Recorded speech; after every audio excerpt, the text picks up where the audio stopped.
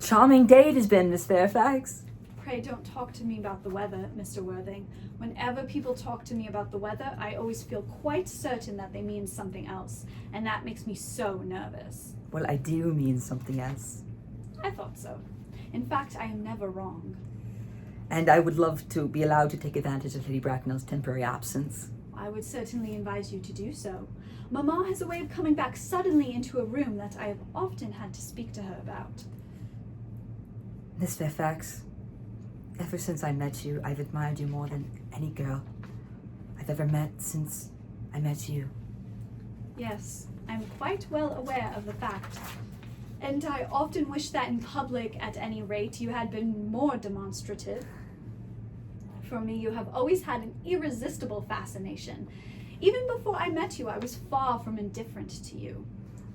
We live, as I hope you know, Mr. Worthing, in an age of ideals. The fact is constantly mentioned in the more expensive monthly magazines, and has now reached the provincial pulpits, I am told. And my ideal has always been to love someone of the name of Ernest. There is something in that name that inspires absolute confidence. The moment Algernon first mentioned to me that he had a friend called Ernest, I knew I was destined to love you. The name, fortunately for my peace of mind, is, as far as my experience goes, extremely rare. You love me, Gwendolen? You really do? Passionately. Darling, you don't know how happy that has made me. My own Ernest.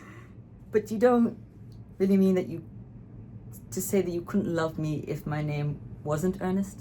But your name is Ernest. Yes, I know it is. But supposing it was something else, do you mean to say that you couldn't love me then? Ah, that is clearly a metaphysical speculation. And like most metaphysical speculations, has very little reference at all to the actual facts of real life as we know them.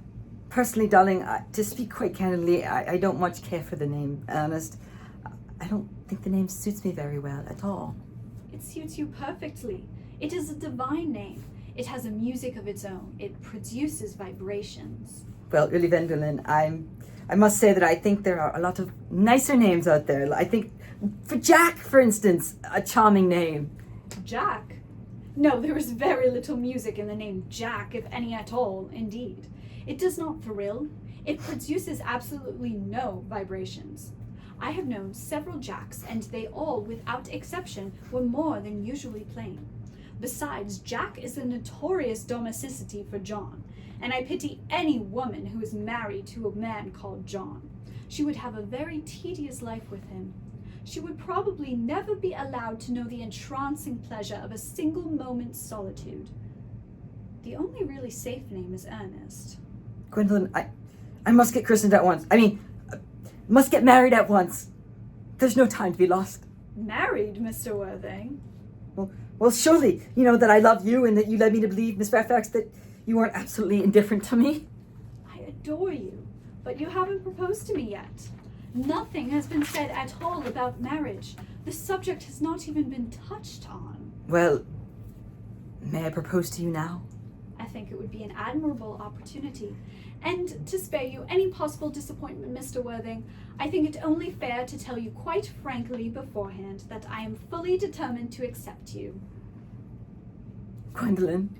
Yes, Mr. Worthing? What have you got to say to me? Well, you know what I've got to say to you. Yes, but you don't say it.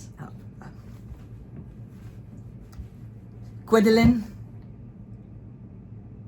will you marry me? Of course I will, darling. How long have you been about it? I'm afraid you have had very little experience in how to propose. My own one. I have never loved anyone in the world but you. Yes, but men often propose for practice. I know my brother Gerald does. All my girlfriends tell me so. What wonderfully blue eyes you have, Ernest. They are quite blue. I hope you will always look at me just like that, especially when there are other people present.